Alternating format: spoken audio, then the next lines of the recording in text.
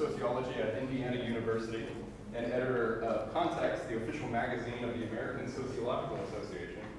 In addition to his sociological research, Professor Rojas is an advocate for open borders, which is why we're all here to listen to these ideas. He co-founded the Open Borders Conference and has appeared on Vox, Aeon Ideas, and other websites to promote free migration. Okay, so please give him your undivided attention. Thank you. Yeah, thanks for coming out, and thank you for staying in your chair even after you learn there's no extra credit. So thank you for doing that. So this talk is called Open Borders, Beginner, Intermediate, and Expert Levels. It's kind of a jokey, humorous talk. I try to be a little bit kind of funny about the topic here. But every day I'm reminded that actually this is a dead serious topic. Every day in this world, people are picked up by the police, by the government, because they're in the wrong country. Every single day, there are kids that come home and discover their parents are not there because they were deported, okay? And people said, well, Fabio, how's this applied to the Bahamas? And I said, well, we just had a horrible, horrible hurricane that was deadly and devastating, and people tried to escape to the US. And you know what the US said? No, thank you. So this applies here, it applies everywhere. This is pretty important.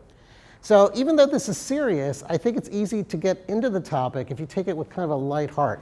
So I call it beginner, intermediate, and expert levels because what I'm going to do is I'm going to start off with the most basic arguments against migration, stuff you might hear at the bar, in a dorm room. Maybe you're having dinner with your mom or dad, and they say something that's critical of immigrants, and you hear that, and you wonder, like, how should I respond to that? So I start there. Then the intermediate level are arguments that are kind of offered in a more scholarly or more sophisticated way, and we'll get into that. So that's going to connect us to economics and sociology and a number of other topics. Then finally, the expert level is how do we make this world an open borders world? How do we actually make this kind of change happen? So here, my trusty assistant, Richard, will then flip us to the next slide. All right, so I like to start out by just putting some terms on the table. Then we'll get to the beginner level. The terms are, number one, what is open borders? People could get hung up on the exact definition. I'm not going to give you a super precise definition, but rather simply to say that open borders means people should move between countries very easily. So right now, unless you're married to somebody in the US, a Mexican would have to wait about 10 to 15 years to get a visa to become a permanent migrant to the US. That's bonkers, that's crazy. The open borders position says something like maybe there should be no regulation or a little bit of regulation, but it should be pretty easy. I tell people that you're an open borders person if you think migration should be like getting a driver's license. You do a little something, you show you're not crazy, you're good to go. That is not the world we have today. That's what open borders means. In this talk, I'll often talk about people who are restrictionists. A restrictionist is somebody who really does believe that it's a good thing or a desirable thing to stop other people from moving in and out of your country. Once in a while, I'll mention the term keyhole solution. And basically, that's a very specific policy proposal designed to address a very specific concern about immigration. All right, so what are the major points? Here's the beginner level. When you're at the bar or you're at the dormitory or at your house, people will often say things, and frankly, they're nutty. A lot of anti-immigrant arguments are simply strange, unusual, counterintuitive when you just think about them for more than 20 seconds. So what I'm going to do is I'm going to tell you a little bit about why they're strange, why they're weird, and how you can counter them. Number two is the intermediate level. The intermediate level are more scholarly and more sophisticated attacks on immigration. They're not crazy. They raise good issues, but upon further inspection, they're actually kind of weak. Then the third level, the expert level, is how do we actually do this? And that is a decades-long process. Hopefully we'll have it when your grandchildren will be around, if not sooner. All right, so beginner level open borders. I have illustrated this with little kids doing their karate moves or taekwondo moves. Here's the basic point. Open borders arguments appeal to simple ethical intuition. So in other words, every policy position, every ideology has to rely on some sort of moral argument or moral intuition. The moral intuition for open borders is really simple. It's okay to move. So just think about that. It's okay to move. Maybe I can get all of you just to say all at once, it's okay to move. There you go. In the United States, people might move between Chicago and Wisconsin, or between New York and Connecticut, between California and Nevada. And it happens every day. Thousands of people move back and forth. Maybe they come into California just for the day to work and they go back to Nevada. Maybe they cross the border and they decide, I like California better than Nevada. They decide to stay. So the point is, it's really simple, that movement is normal. It should be legal, okay? That's the first intuition. And this is very easy to explain to lots of people, right? All right, Richard?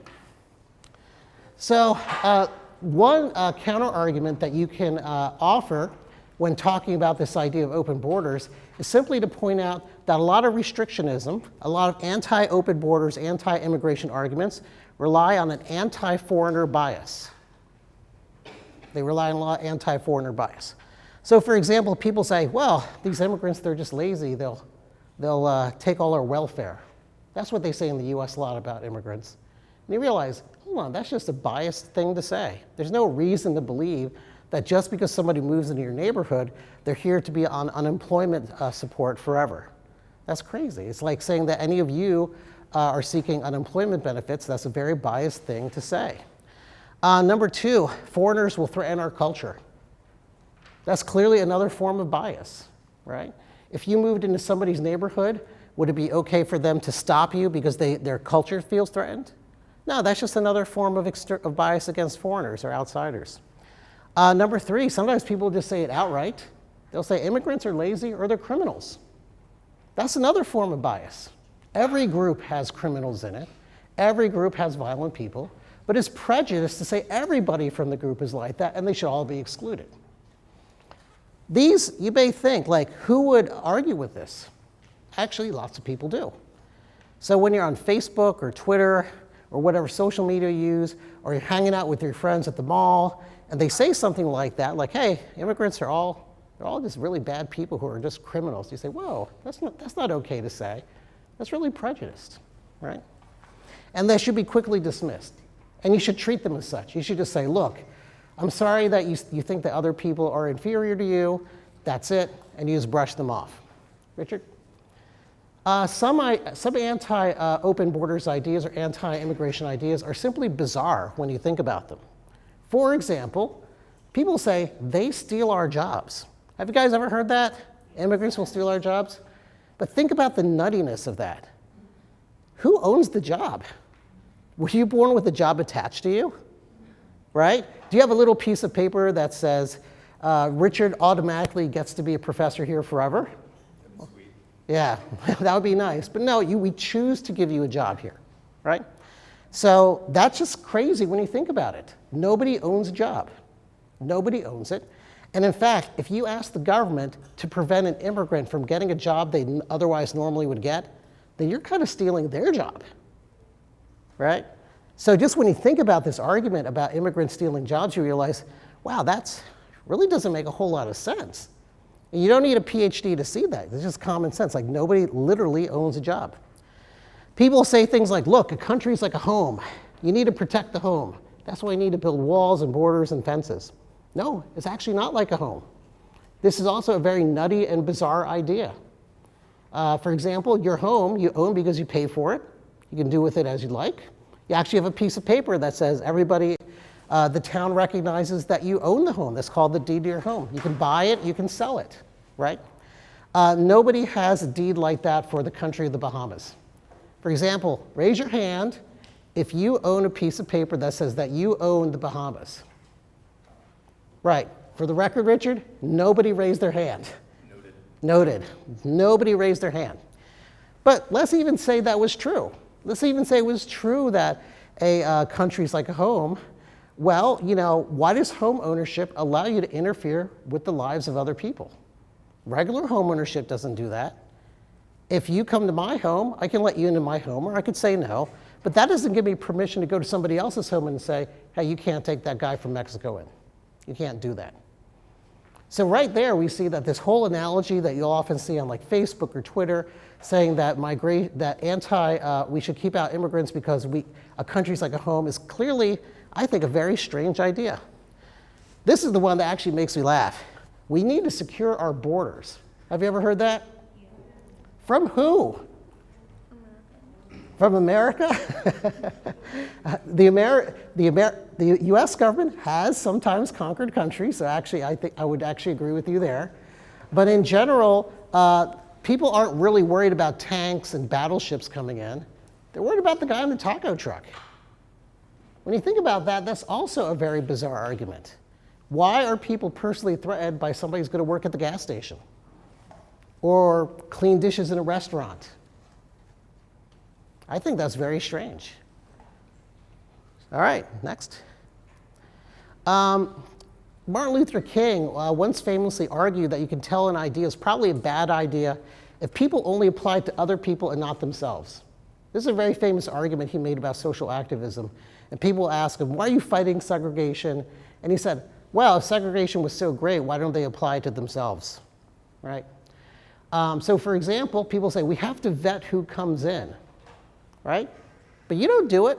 If you're a native citizen, you don't have to prove that you're better than everybody else to get a job or to move to a new neighborhood, right?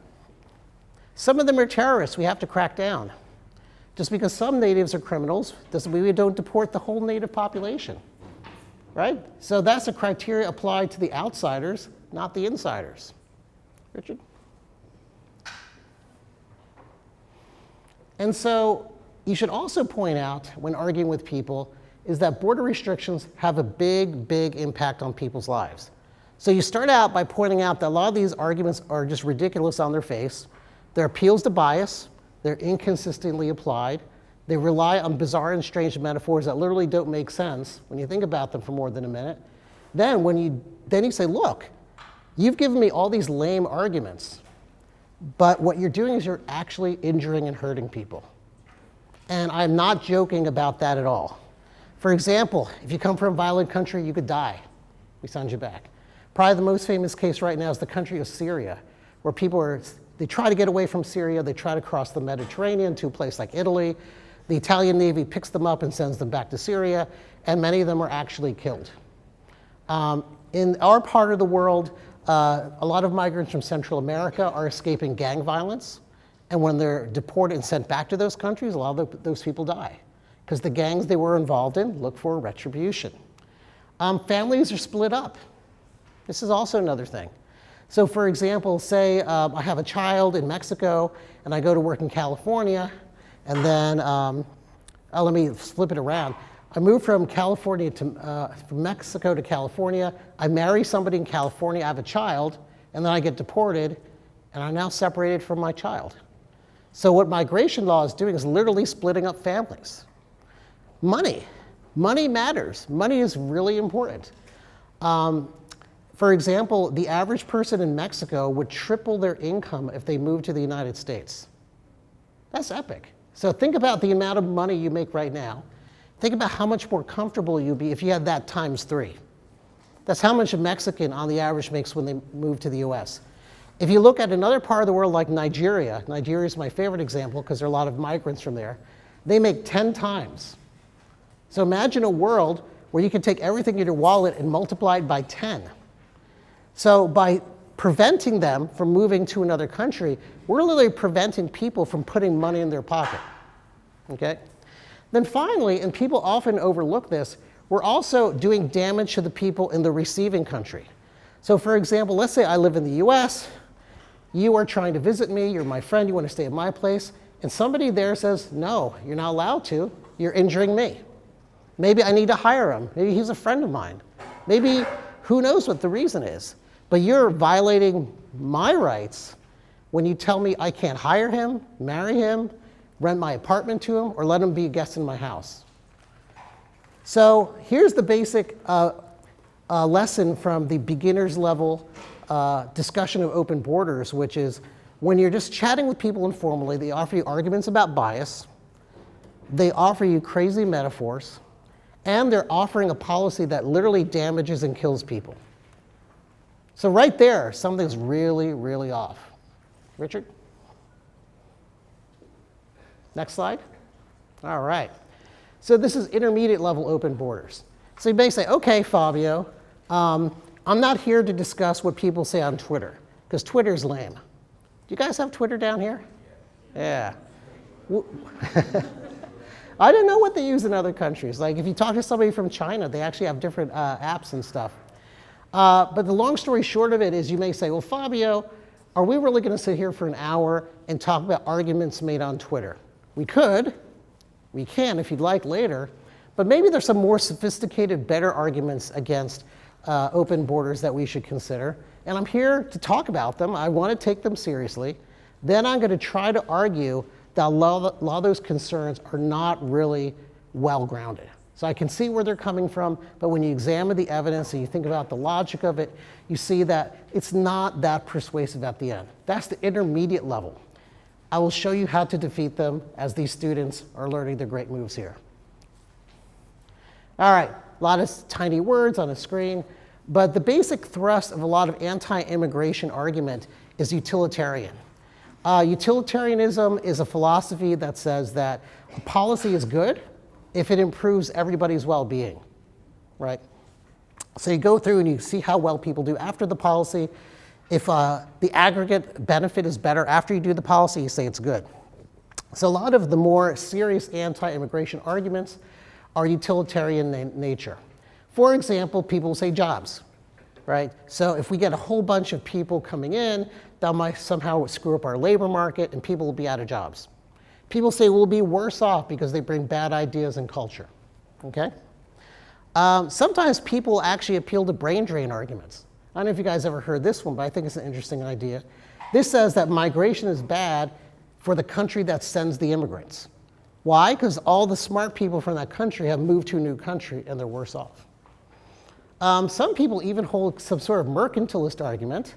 Have you guys heard of mercantilism before?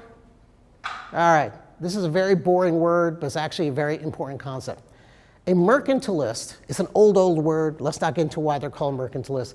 But roughly, it means they think that countries are in competition with each other, right? It's like you have to support the exporters from your country versus the exporters or the producers of other countries. So mercantilists tend to see the world as countries in competition. And they see immigration kind of affecting that competition. Like if too many immigrants leave Mexico, Mexico will be worse off, or somehow Mexicans will damage America. But luckily, the argument against these arguments is the same one that applies to trade in general, which is that by restricting people, we cut off opportunities to make ourselves better, and we decrease the utility of the people who are migrating. So in other words, if you believe that just trade and exchange and cooperation is good, right? Like it's good for you to go to the store and buy stuff because they make a profit by providing you stuff. That applies to people. That applies to immigrants, right? And that insight undermines a lot of these arguments. Next slide. So what I want to do now is I want to talk in detail about some of these arguments. First, let's talk about jobs. So basically, a lot of more sophisticated people will say things like, look, if we just allow anybody to move in, they're going to wreck the labor market. So if you allow too many people to move into the Bahamas, all you guys will be unemployed, okay? We have the same argument in America. So who's the most famous person who offers this argument? He's a professor at Harvard named George Borjas, and he did a very famous study that claims that people's employment goes down after migrants go in. Here's the response. This is kind of a more academic response. When you actually read many studies, of course there are a couple that show negative effects for immigration, but in general, most academic studies tend to show that when people move in, it doesn't affect unemployment. It doesn't put people out of jobs. And even if you look at George Borjas' original study, what he did is he looked at Miami. Have you guys heard of Miami? Yeah, it's in a place called Florida, right? So you may or may not know this because this happened about 30 years ago, man, almost 40 years ago, that the Cuban government sent over a whole bunch of people at once. They just kicked out a bunch of people and threw them at Miami. Have you heard of this? Yeah, about 30, that's called the Mariel Boatlift. Yeah, exactly. And so Castro just literally put a bunch of people he hated on boats and just sent them out of the country. So that was pretty bad on its own. So what a lot of economists did was they said, okay, we can ask the question, are people in Miami worse off after the Mariel Boatlift than before? Like, is there more unemployment? Do wages go down? And the answer for most people is no. It turns out that really didn't have much of an effect. Even in Borjas's original work, he finds that overall, for most people, all those Cuban migrants did not affect the employment opportunities of people already living there, right? So why is this true? You may think that what a weird idea. Like, if you threw a bunch of extra workers at a labor market, wouldn't the price of labor go down? Well, here's the interesting thing. The interesting thing is that people buy stuff. Did you guys know that? Raise your hand if you've ever bought something. Raise your hand if you live in a house or an apartment, gone to a restaurant, taken the bus. Immigrants do the same thing. So when they move into a country, they aren't just taking jobs. Well, they literally don't take jobs, but they're not just competing for jobs. They're also spending money because they got to live and they got to survive. So every time an immigrant comes in, yes, there may be some competition for jobs, but at the same time, they're going to get a job and they're going to start spending money. So the total pool of wealth in society actually expands. The other issue with jobs and migrants is that it's very unlikely that a new migrant will directly compete with you personally for a job. The reason is that migrants usually don't know the language, they don't know the money, they don't have a lot of money, they don't have the skills of somebody who's been there in the country for a while, so they don't take the best jobs. So when you think about immigrants, did they take the best jobs or did they take the worst jobs? Yeah, exactly. So go to any city and go to a hotel, you'll see a lot of immigrants working there because that's just the jobs that are available to them. So this is why a lot of migration does not make you worse off, because most immigrants are not competing with the college graduates, the college students. They actually tend to compete mainly with other low-skilled workers. But even then, because they also buy stuff, they also make everybody wealthier after they move. Next slide. People say crime. If you bring a lot of immigrants into your country, crime rates will soar. So this is something that's actually very easy to dispel if you use something called Google. Have you guys heard of Google? Yeah. So for example, just go to Google, pick any country in the world. You could choose the Bahamas or the United States, and ask for crime trends over time. So globally, across the world, not always, but in general, crime rates have gone down. They'll fluctuate a little bit, but say crime in the US is way lower now than in, say, the 1970s. During the same period, you can also Google migration, and you see that different countries have different migration rates. So the migration rates are all over the place, yet crime is going down globally. So what would you conclude from that? A little bit louder. Migration doesn't affect crime. Bingo. Yeah, it's really hard to make that argument. So just a couple of pieces of data. So Alex Naraste, who's an economist, and Michelangelo Landgrave, who's a political science grad student, they recently published a paper using something called the American Community Survey. And the American Community Survey is done every couple of years in the US. It's a big branch of the US Census. And they'll ask, they do a random sample of like 40 or 50,000 people, and they'll ask them all kinds of questions like how much money do you make, where do you live, what's your gender, what's your religion, but they also ask about incarceration status. Have you ever been incarcerated? And it's fascinating that the people who are most likely to be incarcerated are natives. People who are citizens of the US, who are born in the US, are more likely to be incarcerated than either legal or illegal immigrants. That's a kind of an interesting finding. It's not by a little bit. If you actually look at the numbers, the incarceration rate for Americans is pretty high. It's almost like double what the incarceration is for legal immigrants. And you may say, how does that work? How does that work? Why is that the case? Well, the reason is something called self-selection. That in order to migrate to a country, it's pretty hard.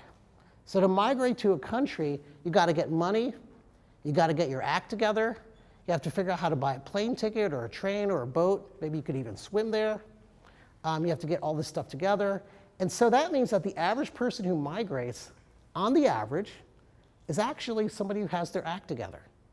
The kind of person who's going to say, I'm going to travel all the way from Poland to America, or all the way from Puerto Rico up to New York, is not the kind of person who will immediately arrive and start stealing cars.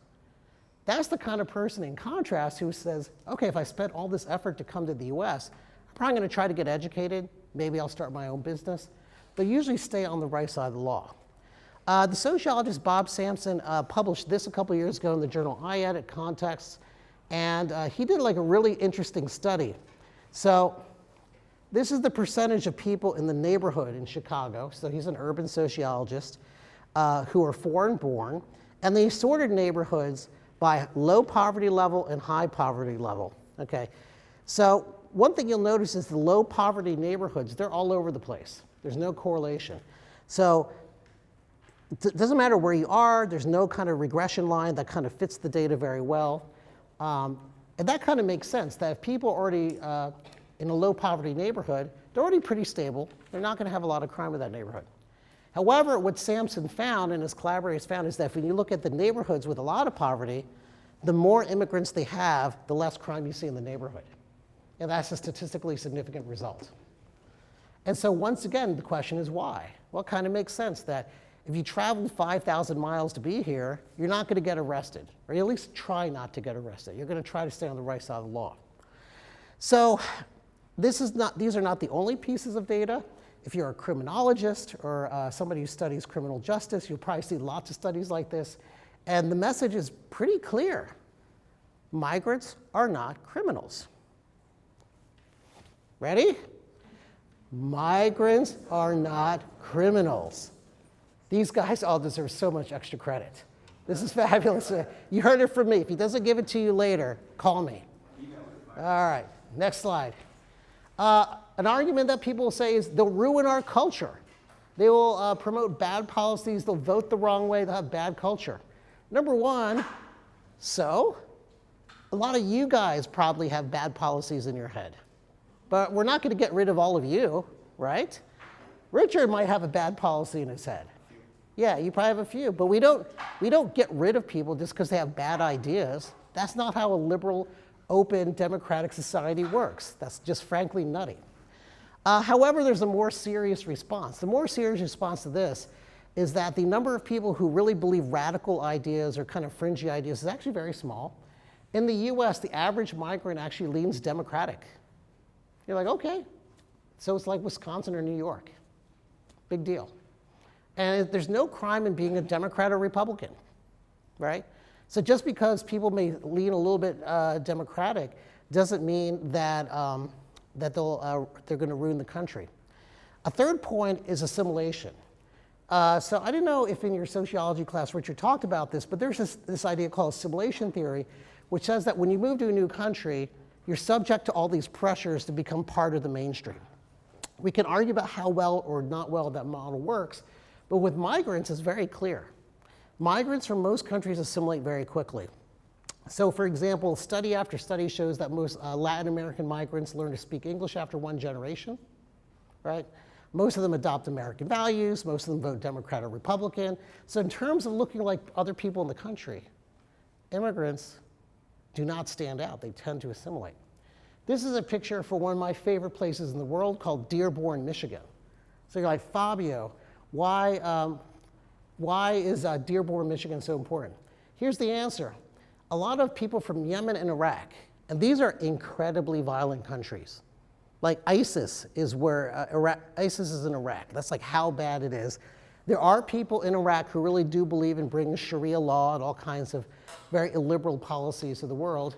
However, when we actually admitted them to American society, we let people from the Middle East come to America, they opened coffee shops. They didn't impose some crazy, unusual theory of society. Rather, they opened coffee shops. And so people say, Fabio, aren't you worried that if people immigrate to the country, they might not assimilate? My answer is give them cable TV. Give them PlayStation. Give them an Xbox. I know, what do you guys play down here? Switch? DS? You guys play everything. Let people just enjoy their lives. Don't isolate them. Don't stigmatize them. Treat them like neighbors and friends. Give them video games, and they will fit into your society. This is what migration did to Dearborn. It didn't destroy it. It made a lot of coffee shops and also car dealerships. There are a lot of car dealerships in Dearborn, so you can get a good deal. Richard, next one. All right, what about the brain drain argument that I mentioned earlier? Okay, so a lot of people will say things like, well, okay, maybe the big countries like the US are taking advantage of this. They're getting all the doctors from India and China to come over, and those countries are losing out. Well, Michael Clemens, who's probably one of the best scholars right now of immigration in the economics profession, suggests that there's a lot of spillover effects. So actually, migration is good for the country that sends the person. Why? Because that person moves to a new country, and they're moving there usually because you can make more money. They make money, and you know what happens? Money gets sent back. Yep. So drive around the Bahamas, Nassau, and ask yourself, how many of these homes were built with money that somebody's aunt or uncle made in Miami and sent back? I don't know, but it's probably got to be a significant chunk, right? I can even tell you that from personal experience. My wife is from the Philippines, or her family's from the Philippines. She was born in the States. But they have some nice air-conditioned homes in the Philippines today because her aunts and uncles worked in the US, made a lot of money, and sent it back. And because that country is poor, even a few American dollars will buy you tons and tons of stuff. So as you drive around a place like the Philippines, the Dominican Republic, Venezuela, Colombia, all these places that send migrants to other parts of the world, think about how many air conditioners were bought with money sent back. How many PlayStations were bought because your grandma went and worked as a nurse in New York? The answer is quite a bit. Skills. When a lot of people move to another country and work, they learn new stuff, and then they come back. So there's a lot of back and forth. So the easier we make it to migrate between countries, the easier it is for people to bring skills from one part of the world to another part of the world. So I tell people it's not brain drain, it's brain loan. So, okay, maybe the US is wealthier and a lot of really smart people move there, but actually we're just borrowing them. They're going to send a lot of money and brains back sooner or later. Richard. What about this theory that, that countries are engaged in battle? So the counter-argument is not a battle, it's an international game, right? And so just think of it this way, that if there's all this brain loan, where the money's going back and forth, people are improving themselves, they're going to a wealthier country, making more money, sending it back, then really it's a form of cooperation, and it's really kind of a market process where the people of the world are slowly moving to different places to be more productive, right? And so it's a really kind of this global kind of resorting of people that never ends. It will never end. And it could be a daily thing, like you could be a Mexican guy in Tijuana and you may drive up to pick lettuce in a field in San Diego, then you may drive back. Or it could be years, where like one industry dies in one country and all those people have to move to a new place, to another business, right? And so that makes the world more efficient. And this is the same Michael Clemens I talked about. He wrote this great article, said, if you look at all the different studies, if you put them together and you take the average, it suggests that the world would be $1 trillion better. $1 trillion. $1 trillion better if we just allow people to move. $1 trillion is hard for any human to understand. It's hard for me to understand. So let me break it down to you personally. $1 trillion extra dollars, so remember $1 trillion is one step above $1 billion. Roughly speaking, if we allowed everybody in the world to migrate, every one of you in this room, on the average, would be 1,000 American dollars wealthier. Because everybody would be a little bit more productive, products would be relatively cheaper, everything would just balance out in a more economically efficient way. So literally, a world of open borders is a world where each one of you would have about $1,000 more in your pocket. Even in the US, where people are fairly wealthy, that's not bad. That's not bad. Now, that's an average. Of course, some people get more than that. Some people get less than that.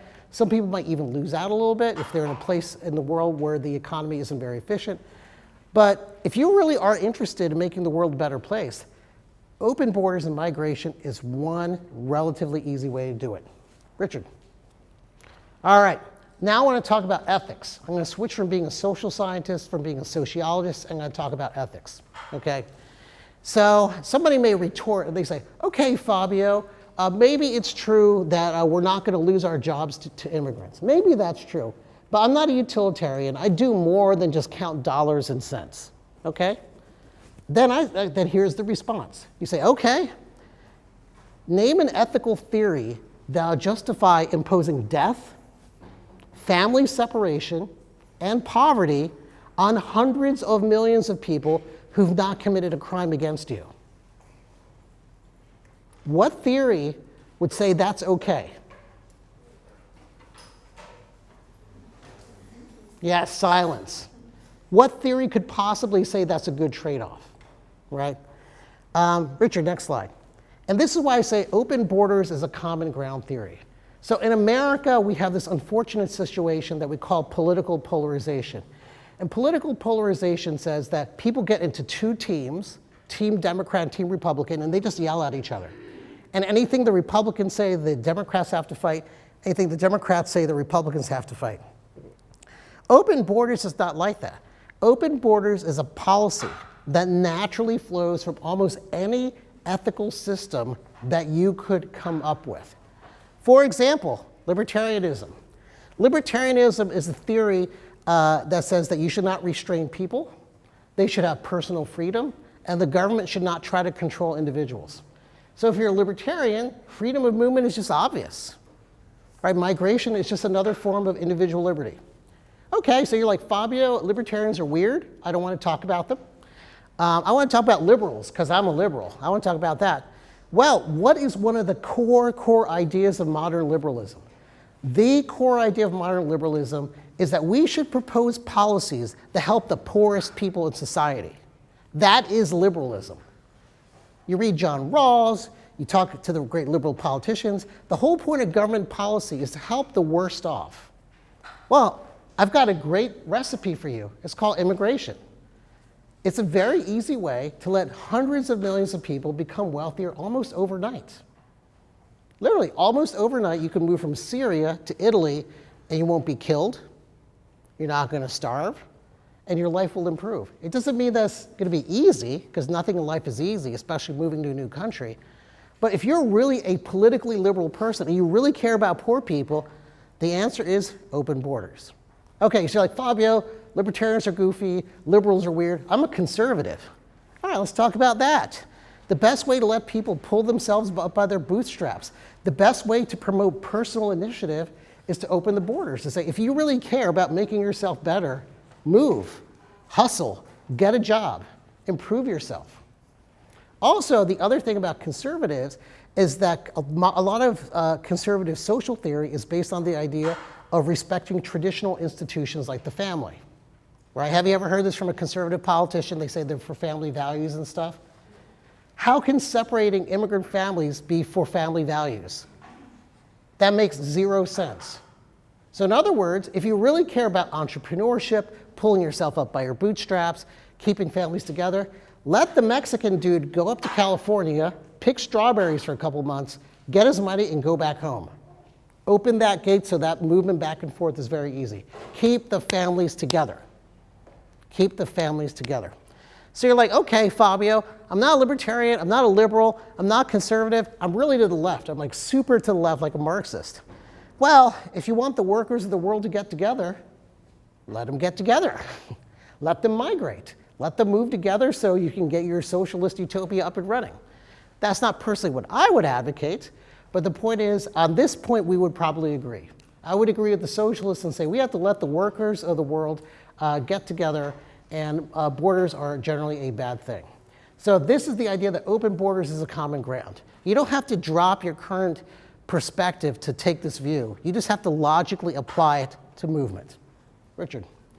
All right, this is expert level open borders. You can tell this girl is very serious. She's about to chop down all barriers to migration and trade. Okay. My view is that open borders is what any adult should believe, no matter what your ethical orientation is. So the next level is, okay, Fabio, you are incredibly persuasive, right?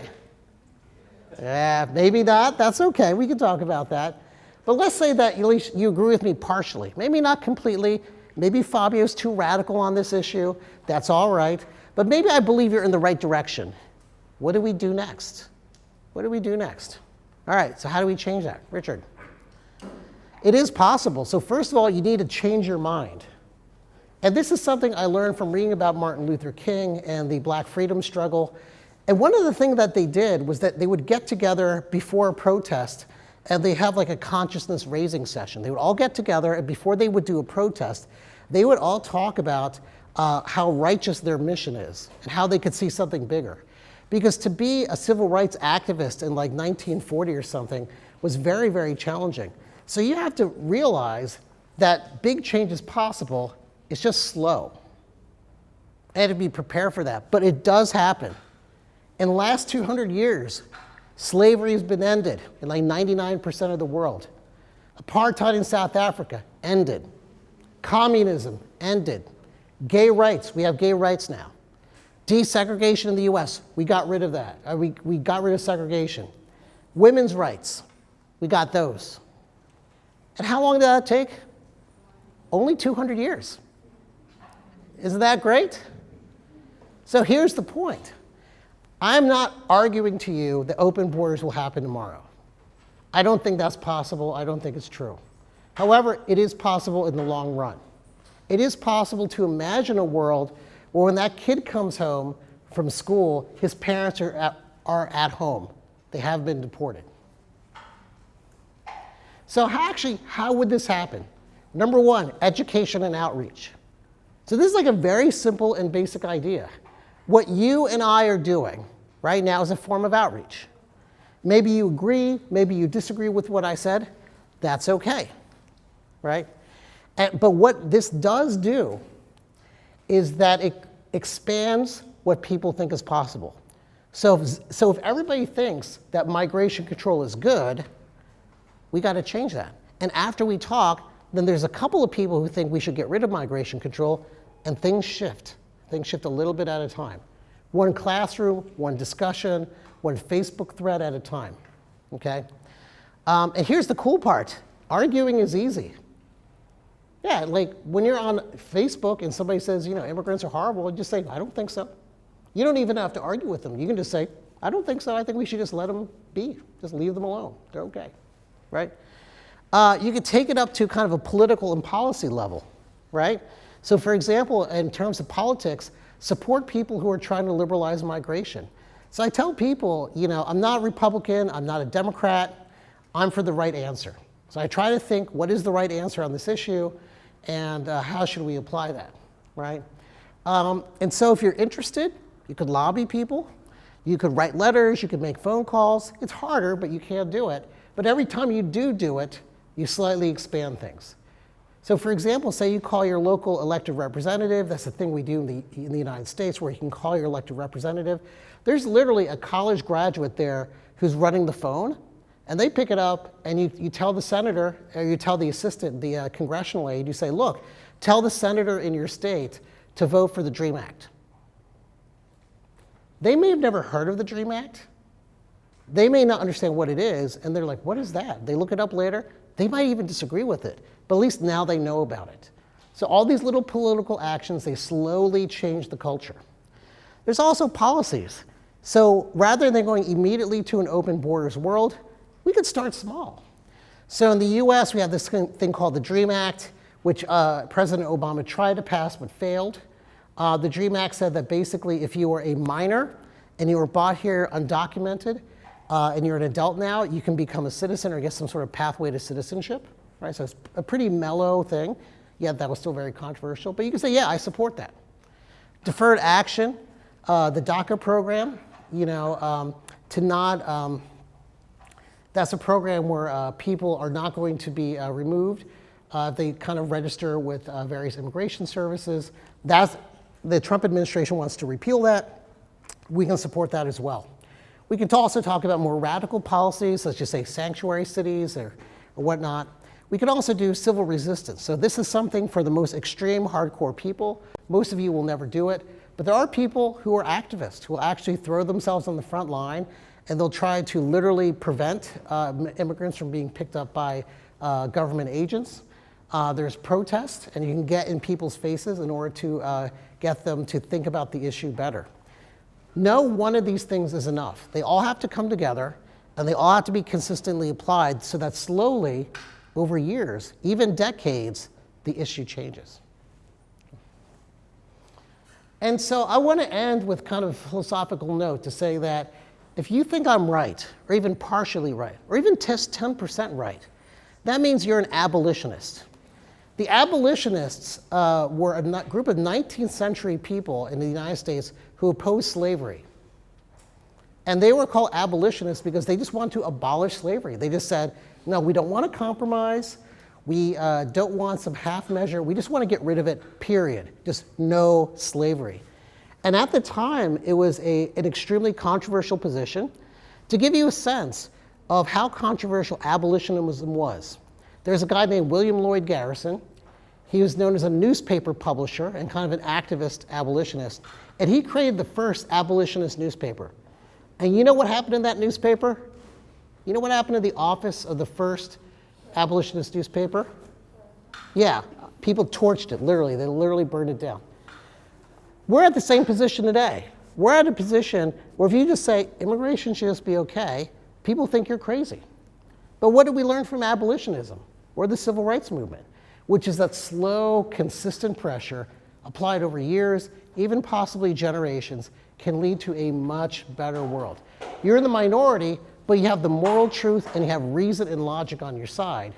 Draw on these facts and don't be afraid. And it could be a little moment where you're on Facebook and you just tell your friends you're okay with immigrants, or you could be the person who tries to interfere with deportations in a much more activist way. So I want to just conclude, we'll go to the Q&A now with a thank you to Rick Lowe, Richard Elefritz, the Nassau Institute, which generously sponsored this, and the University of the Bahamas Department of Finance and Economics. Always thank your funders. Yes, that's right. Compass Point, the Templeton Foundation, and there are other donors, I'm sure, who donated smaller amounts who helped out. And I know some of you here for a class, but some of you may have heard about this on the radio or may be interested. But thank you for taking a wonderful night and spending it with me. So thank you very much. And we'll do Q&A now. Is that how you do it? Yeah. Let's do some Q&A. Thank you.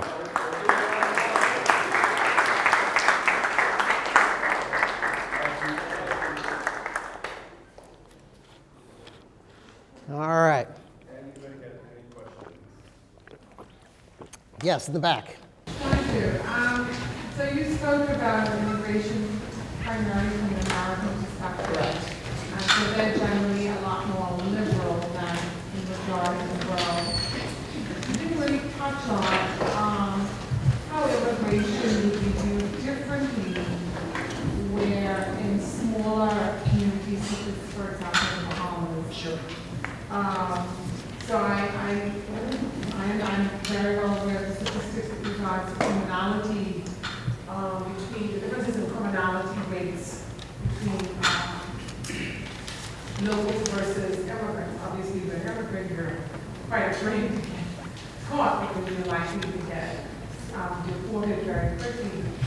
But insofar as other aspects, and you mentioned that, and I'll maybe talk about criminality, but I don't know if you watched the news at least today or yesterday where they're talking about how in the next 100 years the majority religion worldwide will be Islamism because of the illegal immigrants and where they're going and their birth rates.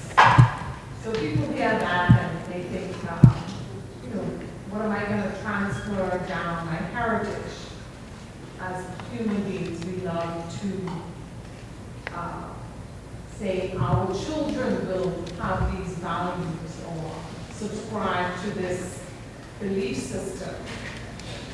How does illegal immigrants and illegal immigrants are persons who are very poor?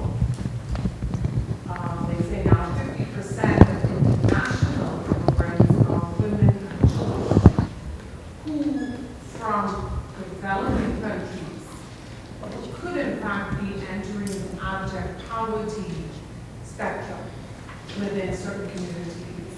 How do you see that being played out? Because see is fine when you look at it from a human rights perspective. It can be an economic argument. But what are other factors that come into immigration issues? Heritage, culture, one religion, impact on, like in the Bahamas, I envision that in 20 years, family islanders would be considered quite a minority of the population in the Bahamas. And to add to that, in our country, we also have a high influx of very wealthy people. So that's a different type of immigrant. Right, so your comment raises a number of issues that are definitely worth addressing. So first of all, I want to start with just the observation that culture does not stay the same. Yeah, so culture does not stay the same. That's number one. So all cultures change. Number two, from an ethical perspective, nobody has the right to enforce an unchanging culture on other people.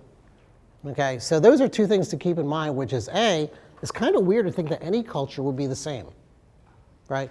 And number two, you don't have the right to force people to have particular views. That's not the way rights work. However, on a social science point, you could say empirically, how much does culture change when immigrants come? And the general rule of thumb, now of course, there are exceptions. Nothing is a perfect correlation. But most cultures tend to be a little bit more robust and a little bit tougher than you might imagine. So for example, in the US, obviously as an American, that's the country I know the best, we took Russians, we took Jews, we took Poles, we took Chinese. And it's stayed an English-speaking Anglo nation for about 200 years. It'll probably stay like that for longer. Look at Europe. Europe has absorbed all kinds of immigration from all kinds of countries, and it still looks European. You know, French has not disappeared as a language. The democracies of Europe have sustained themselves. And a friend of mine likes to say, you know, Western civilization is a hardy weed, that you can throw tons of stuff out of your civilization and it'll probably be okay. Then you may say, well, what about a smaller country? What about a smaller country? Wouldn't it be possible that people could swamp out a country? You know, like a small country like the Bahamas. So there are a couple things to consider here first. That is unlikely in the normal course of events that any country would be swamped by anyone. Why? Because barring a war or something like that, most migration is ebbs and flows. Like some years there'll be a lot of migrants, other years there'll be less migrants. Also, there's a lot of back and forth, where people may want to move to one place for a year and then they move back and forth. So historically, most countries have not experienced a swamping that would threaten to destroy their culture. The example I always like to think about is Europe after World War II. So literally, one of the most destructive conflicts in human history, genocide after genocide, massive warfare for about 5 or 6 years, and literally tens of millions of people moved back and forth across Europe. All kinds of people got mixed up in Europe after World War II. But you know what? Europe is still here. European culture was okay, and they made it through, right? The commenter in the back also talked about people who are poor, and they also mentioned, well, some people are rich, some people are poor. What about those effects? Well, let's start with this one at a time. If somebody's very poor and they're trying to move to a better country, just let them. They may be poor relative to their new country, but they'll probably be better off than they used to be.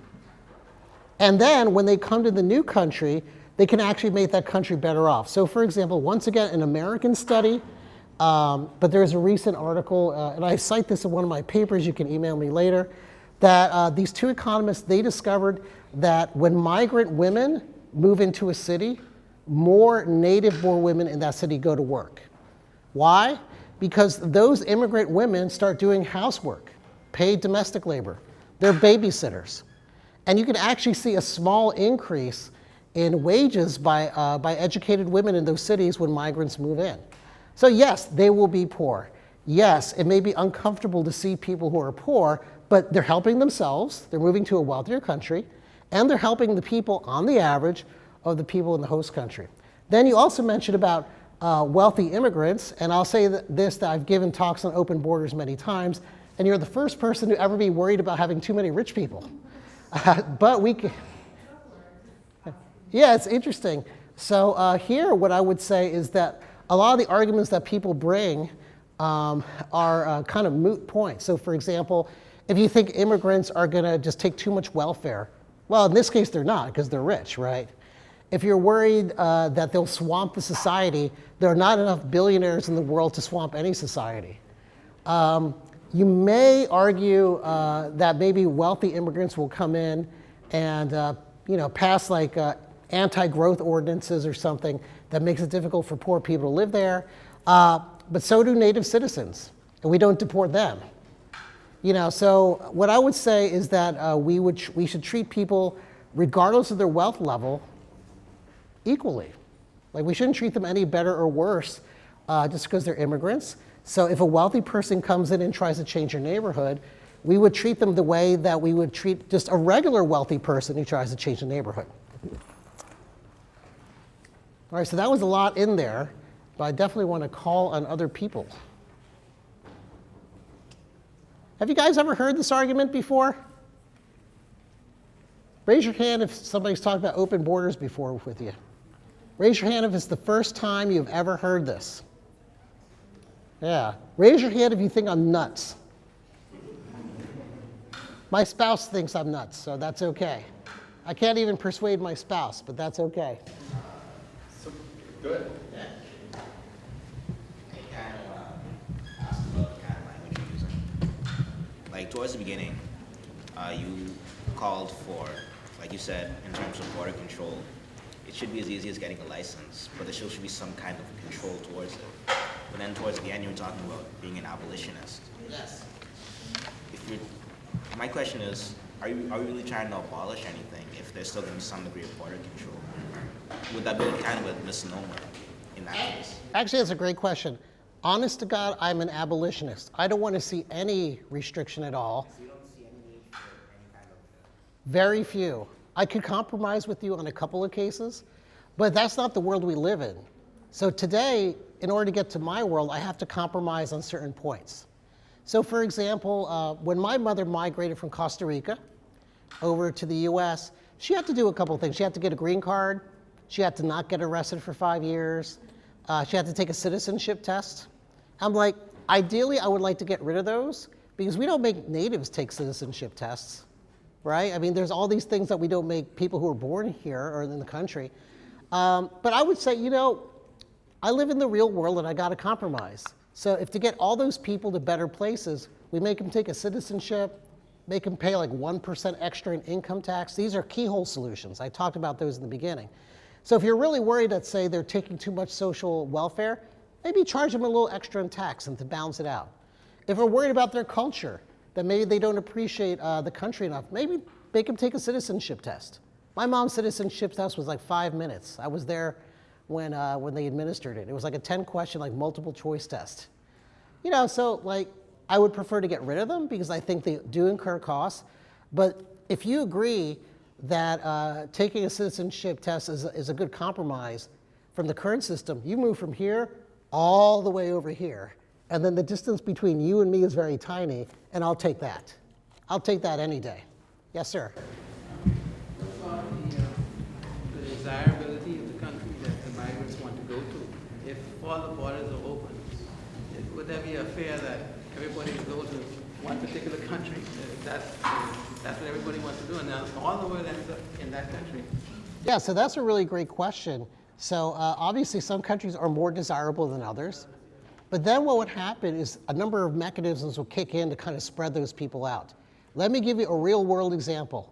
I think Manhattan is one of the coolest places in the world.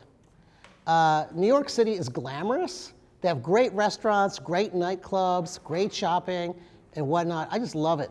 However, I cannot afford to live there. I would love to move to New York, but a professor making my salary cannot live in New York City. So what do? I move to Indiana. And that is the way that prices and markets help spread people out. Talking about solutions like I'm really an abolitionist. I think people can choose where they go to live. But I could imagine a compromise where you say, okay, maybe New York City will take $1 million per year, but then after that they can move somewhere else. I'm not a big fan of quota systems. I think they're easily abused. But in other words, there's a lot of reasons to believe that actually there'd be a lot of spreading out of people over many places in an open borders environment. Yes, ma'am. Open borders might actually solve the immigration problem for some countries, because the majority of Haitians and other foreigners who come here, they don't really want to come here. They really want to go get to the U.S. Yeah. So that the Bahamas wouldn't have much of a problem. Yeah, and actually the weird thing about immigration restriction is that it creates a lot of problems. So for example, you raised the issue of people jumping from place to place to go to where they really want. This is actually very common, right? So if the US puts up a big border or the Bahamas puts up a big border, then those people bunch up as they're moving around. But instead you just say, well, there's no more bunching, they just move. And also the other thing is that some people really don't want to stay for that long, right? They just want to maybe go to college for 4 years and then move back. I always think of the Mexican migrant labor, comes up, works on a farm for a season, then goes back in the winter. The same thing with the Bahamas. Maybe a lot of people come here for a week and they move back. I grew up also in a beach town in New Jersey, and there were a lot of Polish people there for the summer. So the town did not turn Polish, but they all come in, the Eastern Europeans come in, they work for 3 months of the summer, and they all go back to Poland. And that would be closer to the norm of what we would see than these weird situations where people are in refugee camps or they're bunching up in particular places. Yes, sir. I was late, but I just have a burning question. When you speak of the open border, are you speaking about migrants coming lawfully or unlawfully? And is there a difference from your platform? Yeah, so the answer is I would make all immigration legal. Yeah, so in other words, from the open borders perspective, the legal and illegal distinction is beside the point. All immigration should be legal. If people are legal, we should legalize them as soon as possible, or grant amnesty for any laws they've broken, because breaking those laws is no crime. There's no moral offense to break those laws. That's part one of my concern. So when everyone comes in, the citizens, the sovereign citizens of that wherever pays the taxes. Well, part of your question is actually misleading. Yes, the citizens pay taxes, but so do the migrants, the legal and illegal ones. They pay sales tax, property tax, and most countries require immigrants, regardless of status, to do income taxes if they have it in that country. How long have you been in the Bahamas? I've been here very briefly, but let me ask you, do illegal immigrants buy things at stores? Is there not a value-added tax in this country? 12% added tax. So every immigrant, every time they buy a sandwich, They don't pay it. is that actually, Richard, is that true that you get in? I'm quite shocked. So Yeah. So when you go to the gas station, do they say you're an immigrant, you don't have to pay the value-added tax?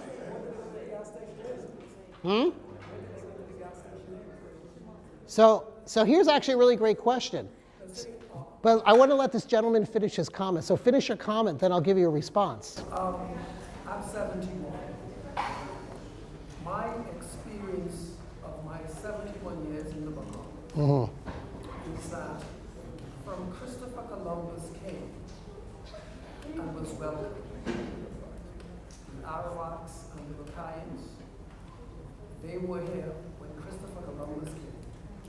They're not here now. Right. And that was because of an open border. Well, hold on. Well, wait, hold on 1 second. Okay. So once again, we're not being careful with our terminology. So for example, that is an example of warfare, not peace. That's an example of warfare. Yeah, so in other words, when somebody comes in a ship and they enslave the people of that area, that is not migration in the way that I'm talking about. So if somebody, yeah, so if you were to say, country X is at war with us, should we allow people from that country to come in? I was like, okay, I think you might have a reasonable argument. If you have a good reason to believe that they're going to come and enslave us or kill us, then I would say you have a point. However, I'll just use the US because I'm an American, but the guy in the taco truck's not trying to enslave me. The guy putting up drywall in my house is not trying to enslave me. Warfare is different than migration. That's why I answered, because my 71 years in the Bahamas, and I can only speak for me, we have a border problem. And you said you think immigration law should be done away with. Correct. So when you came by air or you came? I came by airline, yes. So you don't think that the immigration fellow, when he stamped your documents, he should not have been there? That's correct. There should be no visas, no passports. That's a wonderful idea. I believe it is, sir. With all due respect, I do believe that's actually a good idea. Our problem, most of the behaviors that I know and myself, we have no problem if you come lawfully. We have no problem because many of us in my generation knows that Bahamians used to go to Florida from the contract. And they came right in Oaksfield. E.H. Murdoch was the chief naval officer. They would register. They go to the States, they work for a period of time, but they had to come back home. That's what we used to, and we encourage that. The only problem is, we find that that's not happening. Our last census said that there's some 390,000 Bahamians. There is also a thought that says the Bahamas Immigration Department have documented 150,000 immigrants. Those are the ones that documented. And in a conversation I had with a member of that ethnic group, there are, with the documented and undocumented, some 60,000. Now, all I'm saying, sir, and that's why I came, because I want you to help me and help us.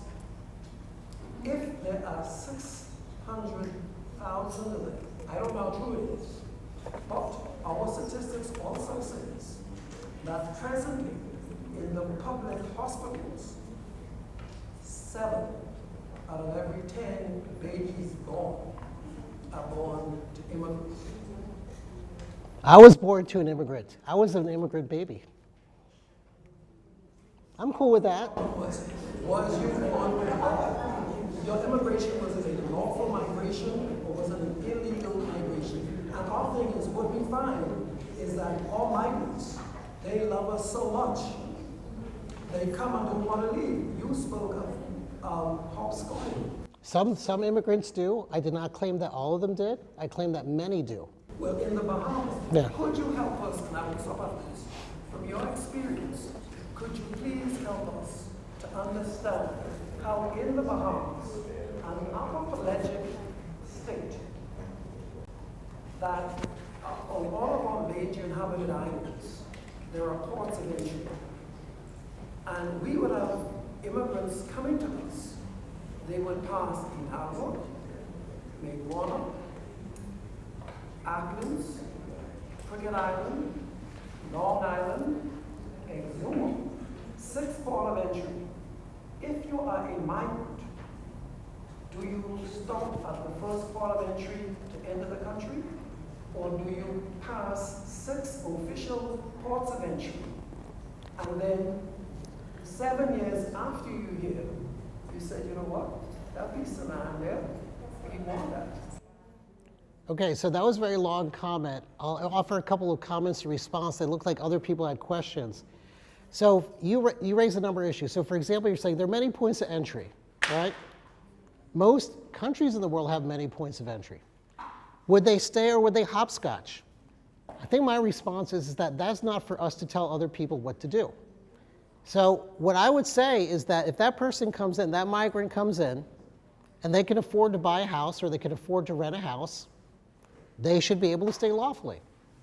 And if they can't afford to rent a house or buy a house, naturally they will move somewhere else. You also mentioned demographic change. You talked about babies being born to immigrants. As a baby of an immigrant, I don't feel so bad about that. I've met lots of babies of illegal immigrants, and they seem fine to me. And so what I would really and this is where I would really appeal to our intuition, which is that in most societies, not always, but in general, most people adopt, they assimilate into the society that they're born into, and they kind of move away from the society that their parents came from. So, of course, I'm not from the Bahamas. I don't know the history, the intricate history very well, but that's the intuition I would start with. Now, there are a couple other comments. Yes, sir? Okay, I have a quick question. If open borders was introduced, right, wouldn't there be the low-income economic countries, like, let's say, in the instance, Haiti and the Dominican Republic, or like, if they do decide to come in large amounts to the Bahamas or anywhere else, they leave their low-income country, and it's nothing really to do with it. You can't do much with natural resources. Once you take it, it's gone. So if you take, so these immigrants or other from all other countries decide to go like the wealthy places like America or the Bahamas, they take up our resources, we eventually will lose them. Like we only have like a short period of time, not a short period of time, but a defined period of time in each area. So more people come there, more resources go, we eventually have nothing left. Or am I right or am I wrong? So I think you're wrong, and this is actually an important issue. So the question was, if you didn't hear it, if we have a lot of immigrants come to a country, like the Bahamas or some other area, with limited resources, wouldn't they use up all the resources and then we'd be worse off? Here's actually an amazing thing about human beings, and I'm not being cheesy about this or really shallow about this, that human beings are productive. We make more stuff. So we also produce, we consume a lot of stuff, but we produce. And the whole point of getting a job, building things, is to create more wealth out of limited resources and to use them more efficiently. So the typical thing that actually happens, just in general, not in terms of migrants, is if you allow people to invest, you allow people to innovate, they'll create more wealth for everybody, right? So immigrants, for example, yeah, they'll consume a certain amount of wealth, but they'll produce it as well. And there are lots of things they do to make the host country a little bit more productive. So here I mentioned the study where the immigrants come in and the women go to work because they have people watching their kids at home. That's an example of economic growth, right? Or they work at a cheaper rate than some other people might work. That's another way to create more products more cheaply. There's also innovation. So how many of you ever use like an iPhone? Steve Jobs, child of immigrants, right? So in other words, people create new things, they use them more efficiently, and they often work for lower wages, which makes the people around them a little bit wealthier. So you want people to immigrate so that you can start this process of innovation and taking whatever resources you have and actually expanding them or using them in a smarter way. We are 2 minutes? One last question? One last question? Yes, ma'am.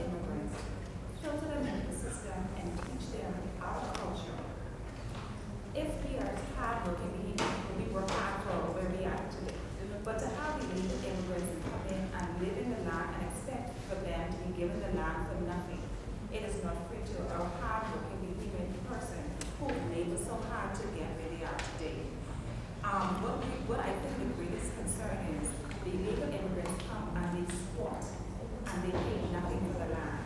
And then not only that they bring, it's another good breeding ground for where they live. So this here is also taxing and a heavy burden on the government.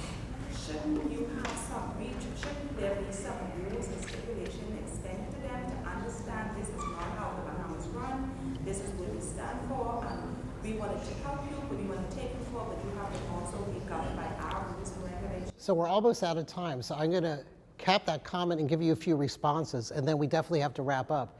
So there's a couple of responses. So first of all, one thing that you discover is that when you make all migration legal, people move from the black market to the legal market. So they no longer have to squat. They can now rent an apartment, or they can buy a house, or they can get a bank account and save money. Then you may say, well, what about areas of the land where there's no property rights or something? I'll give you an example of what I think is a great policy that comes from US history that might work well here. If you don't know who owns the land, or maybe the government owns the land, and there's a lot of people coming in the US, Thomas Jefferson, one of our presidents, passed a law that said, okay, if you just come to the courthouse in your county and pay $5 or whatever it was in 1803, we will draw on this map a little square rectangle, and that becomes your house. And we will treat any migrant that comes to the US that's willing to pay $5 for a couple acres of land, we'll turn them into homeowners. And rather than being at squatting and being illegal, we say come in out of the cold. I know coming in out of the cold works down here. That's not a great, oh, thank you, somebody appreciated that joke.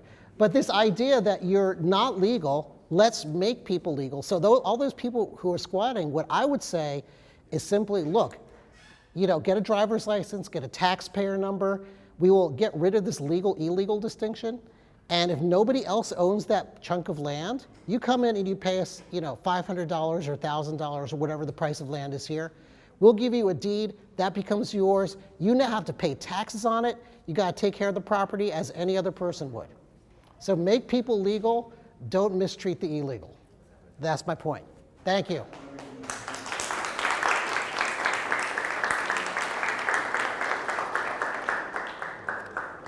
So from the stimulating questions, I think this was a thought-provoking lecture that our guest, Professor Fabio Rojas, gave. I agree that it's an important issue, and I hope that it's stimulating more thought and conversation. Again, I think he's given some excellent talking points if you want to take those on. Or now you know what you're up against. I think these are very good, well laid out arguments that if you are for closed borders or restrictionists, that's the type of stuff that you're going to come up with, and that intermediate expert level, right, is what you really have to grapple with. So come up with some good ideas if that's the way you want to roll, or just kind of realize that the best ideas are the abolitionist ideas, and that more freedom is always better. So that's my opinion, but think critically about every idea that passes your way, right? Weigh the evidence and the logic, and I think you'll be a better person for it. So that's the night with us in the Nassau Institute.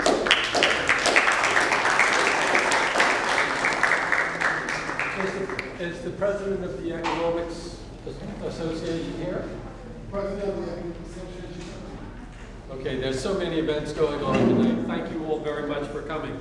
I'd like to say a personal thank you to Professor Rojas and here's a little book to remember us by, Portraits of the Bahamas.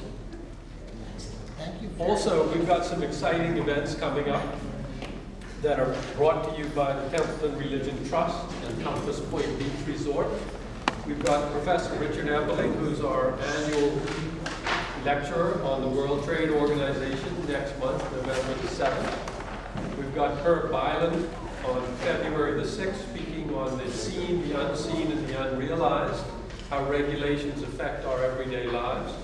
We've got our very own Professor Virgil Storr, who's at George Mason University. He's a Bahamian.